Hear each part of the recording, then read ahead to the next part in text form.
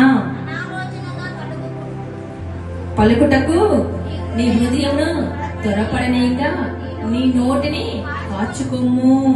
దేవుడు ఆకాశమందున్నాడు, నీవు భూమి మీదనున్నావు, కావున నీ మాటలు కొద్దిగా ఉండవలెను.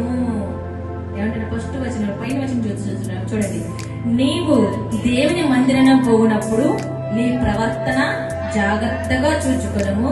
బుద్ధిహీనులు అర్పించినట్లుగా బలి అర్పించుట కంటే సమీపించి ఆలకించుట శ్రేష్టము. వారు తెలియకయే దుర్మార్గపు పనులు చేయుదురు. నీవు దేవుని సన్నిధిని అనాలోచనగా పలుకుటకు నీ హృదయమును త్వరపడనీక నీ నోటిని కాచుకొమ్ము అంటున్నాడు. ఏం చేయాలంటే ఇప్పుడు మన హృదయాన్ని ఎలా చేయాలంట? అనాలోచనలు